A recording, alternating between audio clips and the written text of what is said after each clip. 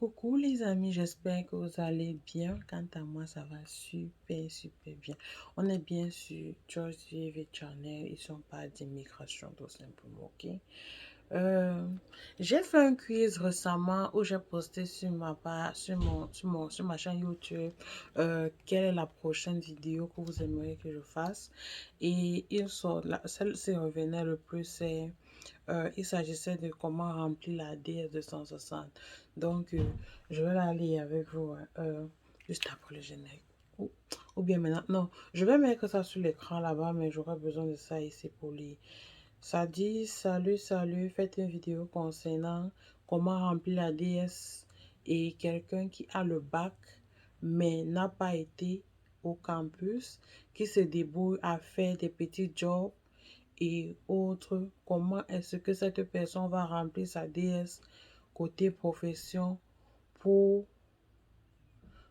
voilà. Donc, ce que je veux dire déjà ici, c'est que tu n'es pas encore abonné. Tu n'es pas encore abonné et tu continues de rester là. Donc, juste après le générique, on va reprendre à ça. Donc, déjà ici, je tiens à préciser que par rapport à la profession, tu as le niveau bac. Donc, tu vas mettre ce que tu fais. Si tu es ménagère, tu mets ménagère. Le bac, c'est le minimum requis pour jouer à la développerie.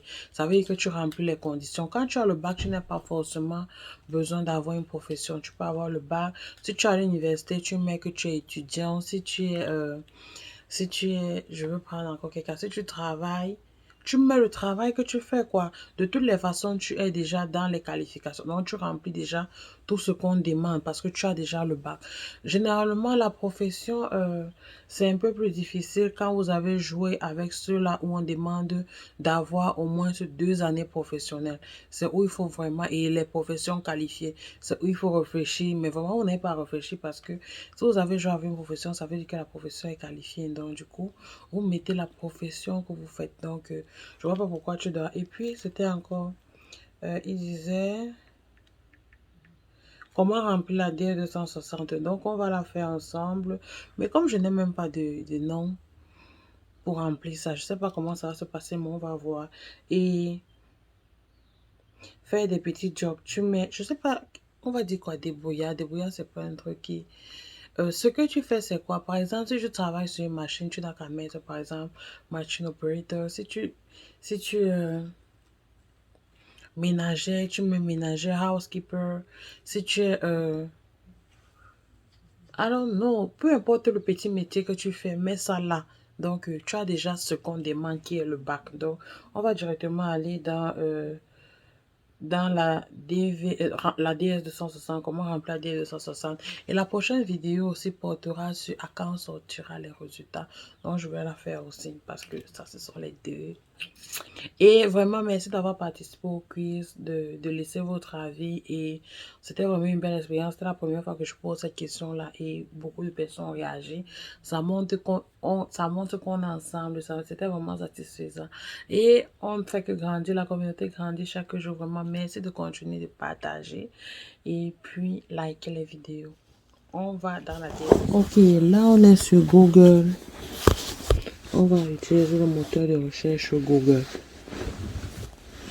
On utilise le moteur de recherche sur Google.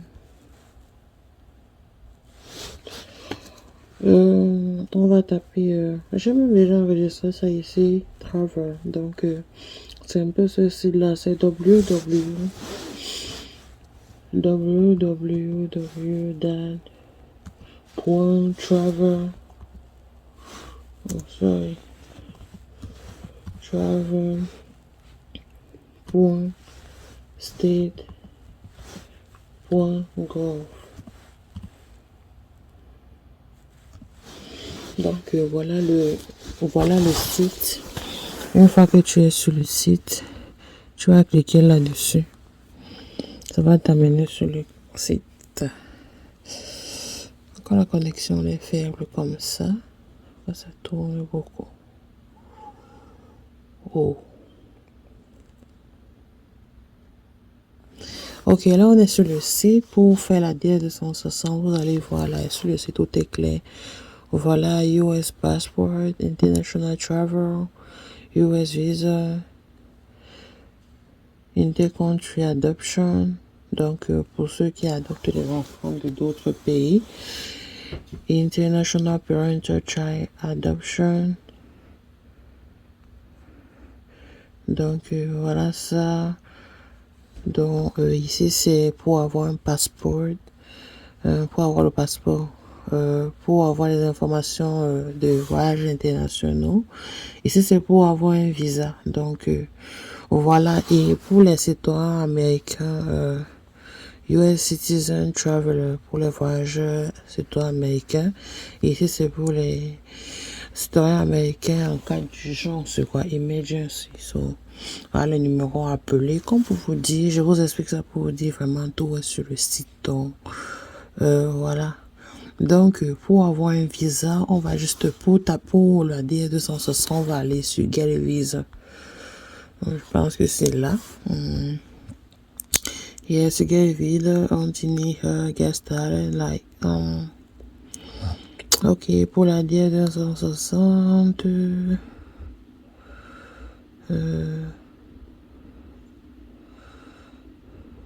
Ok. Ici, c'est, on dit, please check the individual embassy or consular website to determine if your case is eligible for a waiver of the in-person interview. Donc, je sais pas, peut-être il y a les pays où il n'y a pas de consulate, I don't know, but I have to check that. So, voilà, ici, voici, quand tu vas remplir ta DR260, c'est ici que ça se joue. Donc, voilà, form and fees, DS-160 online on immigrant visa application, all forms. So, you have to click here. Et tu cliques là, voilà, tu descends. On va te dire DS-160, DS-160. Online on immigrant visa application. Donc, voilà. Et puis on dit ici là, access the online DS 160 by clicking. Et this, il faut cliquer le lien, c'est donc tu vas cliquer le lien là. Et puis une fois que tu as cliqué le lien, ça t'amène pour l'application Apply for a non-immigrant visa. Donc voilà.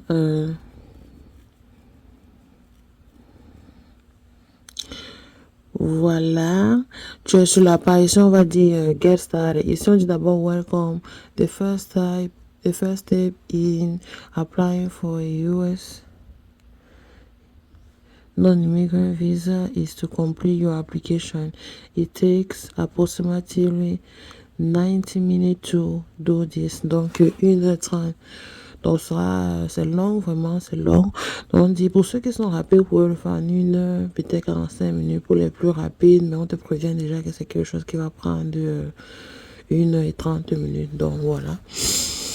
Après ça, ici, tu dois commencer. Quand tu get started, ça veut dire que tu peux commencer. Ici, on te demande de select the location where you will be applying for the visa. So, je crois on va prendre n'importe quel pays. Prenons le Bénin. Et puis, tu dois taper ce code-ci. On va voir, c'est CABE. Donc, on va essayer de valider. On va mettre Start Application. Ok. Quand tu mets Start Application, on va dire tout ce travail-là. Computer Fraud and Abuse Act notices. So, for site management, information is collected for statistical purposes. The Department of State website uses software programs to create summary statistics, tout ça là. Donc, tu vas lire tout ça et puis tu vas venir ici accepter, à agree. Et puis, une fois que tu as agree, donc, if you agree, you can answer any question here to continue. So, ici, là, on met security question. Ça, c'est dans le cas généralement où si tu oublies je sais pas, ton mot de passe, ou bien pour ceux qui vont save et venir continuer après, pour savoir si c'est toi, quoi. Donc, on va généralement te poser l'une de ces questions. Tu vas choisir, parce qu'on dit security question. Ici, on va dire, what is the given name of your mother's mother? So, tu vois, ça c'est, quel est le prénom de la mère de ta mère, quoi. Et puis, si c'est pas une question qui t'intéresse, ici, il y a toute la liste des questions. Donc, tu vas prendre celle que tu peux pas oublier. What is the city? In what city do you meet your spouse or other significant? So, tu prends quelqu'un que tu vas toujours te rappeler de où tu vas, où vous vous étiez croisés. Ou encore, what school did you attend when you were 11 years old? Donc, je pense que c'est facile. À quelle était l'école que tu faisais quand tu avais 11 ans? Donc, ou encore, what was the name of your favorite stuffed animal? Ça là, on n'a pas nous les animaux. En tout cas, comme moi là, je vais pas me rappeler. Donc, d'ici, what was the last name of your favorite teacher? Ah, ça sont les problèmes. Et what situation was your first job? Bon, que ça, je vais me rappeler. C'est ça, c'était bon. La question, je vais juste mettre au doigt là. Donc, voilà. Je mets continue. Donc, voilà. On va mettre ici là, surnom. Donc, surnom, on vous donne l'exemple. Ce sont les noms. Donc, vous voyez un peu. Donc, je vais mettre mon nom. Mon nom, je vais juste mettre moi. Je vais pas... je vais mettre moi. Et puis, le prénom, je vais mettre V. Donc, le full name, ce sera tout simplement V. Moi. Donc, je vais... Ou bien, tout simplement, si vous n'avez pas, vous mettez dans ce nom à plat. Vous voyez que ça annule. Donc, si vous n'avez pas, on met juste le nom à plat. Donc, voilà. Et puis on dit ici, have you ever used other name? As-tu déjà utilisé d'autres noms que ces noms que tu as mentionnés tout haut? Tu vas dire non. Si c'est le cas, si tu as déjà utilisé, tu vas dire oui. Parce que si tu mets oui ici, il faut noter que ça va te demander les autres noms que tu as déjà utilisés. Donc, tu vas mettre provide the following information. Ça va te demander other surnames que tu as utilisé. Donc, moi, je dis juste non.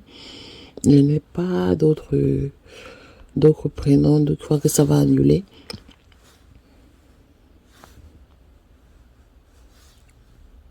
Donc ça va annuler et puis après là on va te demander ta date de naissance. Non, c'est pas ça. Après ça, on va te demander quoi? Non. Tu mets non. Do you have a telecontact represent your name? Non. Pourquoi ça fait que mon dessin là? Sex female. My stature, like, on va mettre single, marié, quand vous voulez votre statut, quoi. Single, date of birth, on va mettre n'importe quoi, on va mettre le 5, je sais pas, novembre, 1999. City, on va mettre Djombe, vraiment, il faut qu'on représente quand même, on va représenter Djombe. Et la province, on va tout simplement mettre littoral, littoral, country, rappelez-vous, on a mis en haut le Bénin, donc on va continuer avec. Where was that? Ok, ouais, là, si vraiment, on a mis dans nom à plat, parce que c'est pas dans tous les pays aussi. On sait quand même que partout, il y a quand même le nom du pays, il y a quand même le nom de ville. Mais si c'est pas genre, il y a pas les provinces, les states, tout ça, tu peux juste cocher sur dans nom à plat. Donc, on va continuer. On va mettre, ici, là, maintenant, c'est important. On va mettre là, get started. Ça, c'est, si tu veux rentrer, on va mettre là, back. On va mettre save et on va mettre, next. Donc, c'est toujours bien de save avant de continuer, étant donné que c'est quelque chose qui prend beaucoup de temps pour fill out. Donc, c'est mieux de save toujours avant de continuer, quoi. Donc, voilà. Après, on va te dire continue application, tu dis yes. Ou exit, ça veut dire que tu exit, ça veut dire juste quitter. Et si la prochaine fois tu reviens, tu vas voir, ça va juste te ramener. On va peut-être te demander de recommencer. Tu vas juste continuer où tu avais laissé. Et c'est où on va te poser la question qu'on a remplie tout à l'heure. Moi, j'ai pris la question, quelle était la ville, la première ville où tu as commencé à travailler, où tu as eu ton premier boulot, quoi. Donc, on va te poser cette question. Toujours prendre une question que tu peux répondre. Donc, on va continuer l'application. Donc, vous voyez que ça va vous remonter toutes les informations là. Et puis, vous allez juste continuer ici sur Next. The next one is, do you hold or have you held any nationality other than the one indicated above for nationality? Non. On demande tout simplement si tu as déjà eu une autre nationalité en dehors de celle que tu as mentionnée. Béninoise, bien sûr. Donc, on va dire, as-tu déjà été résident permanent d'un autre pays que ton pays? Et puis, vous allez voir ici, on va expliquer vraiment, c'est toujours facile, on explique ici, il y a toujours permanent resident mean. Permanent resident mean any individual who has been legally granted by a country region permission to live and work without time limitation in the country region. Ou country region, like, yeah. Donc, ça veut tout simplement dire que on te considère résident permanent d'un pays ou d'une région quand le gouvernement de cette région-là t'a octroyé un document qui te permet de vivre sans limite et de pouvoir travailler. Donc, c'est ce que ça explique là. Donc, tu vas dire, non, ça dépend. Si tu as déjà fait un autre pays où tu as été résident permanent, ça, c'est aussi comme les trucs de titre de séjour, machin, tout ça. Tu vas dire oui, mais moi, je dis non. C'est pas le cas. Donc voilà, on va ici on dit ici là on va dire nationality, national identification number, ça c'est pour la carte d'identité. Moi je vais mettre tout simplement does not apply parce que vraiment on demande ici le US Social Security number. On va expliquer ici. Your national ID number is a unique number that your government provides. Donc, c'est le numéro que ton gouvernement te donne. Par exemple, chez nous, on a les CNI, carte nationale d'identité, ou tu as un numéro de carte nationale d'identité. C'est ça qu'on te demande ici.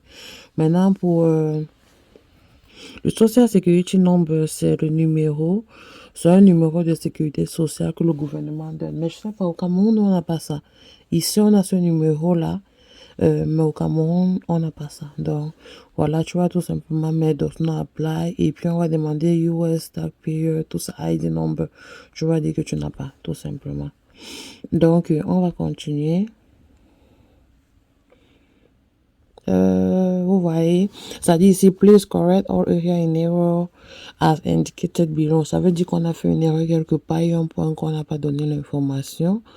Donc, on va, ok, ici c'est country or region nationality. On va mettre, on avait cliqué le Bénin, rappelez-vous.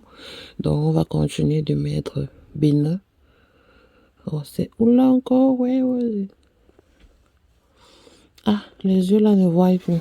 Donc, vous allez voir, à chaque fois que vous allez manquer de remplir quelque chose, ça va toujours vous signaler. Donc, on va mettre next et vous allez voir. Ok, ça va continuer. Next.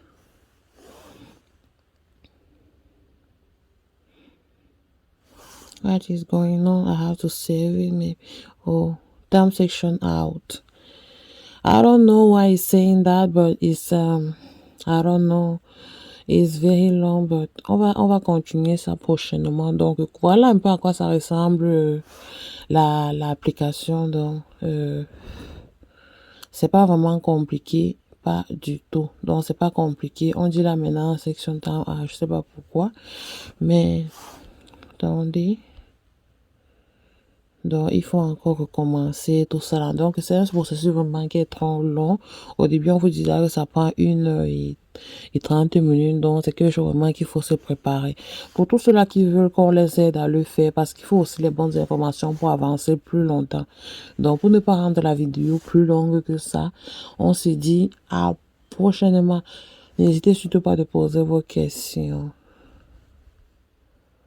Donc,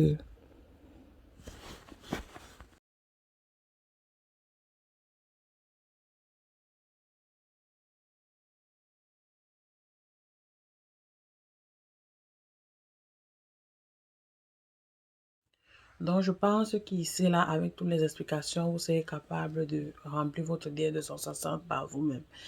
Et pour ceux-là qui demandent toujours la famille d'accueil, voilà. Euh, ne mettez pas la charrue avant les bœufs. Si vous n'avez pas encore été sélectionné, je ne vois pas pourquoi vous cherchez une famille d'accueil. La famille d'accueil, c'est quand vous avez déjà été sélectionné que vous cherchez une famille d'accueil. Quand vous êtes sur le point d'arriver. Donc, quand vous êtes en train de commencer votre procédure, tout ça, c'est là où vous avez besoin d'une famille d'accueil. Mais quand vous n'avez pas encore été sélectionné, à quoi bon une famille d'accueil? Donc, n'essayez pas de vouloir vous déranger avec tout ça. Ce n'est pas important pour le moment. Pour ceux-là qui sont encore en train de jouer ou de s'informer sur le sujet, ce n'est pas encore important. La famille d'accueil intervient quand on est déjà en train de vouloir voyager. Donc d'ici, j'espère que la DM 260 vous aura aidé et puis que chacun est capable de remplir sa DM 260 maintenant. À plus.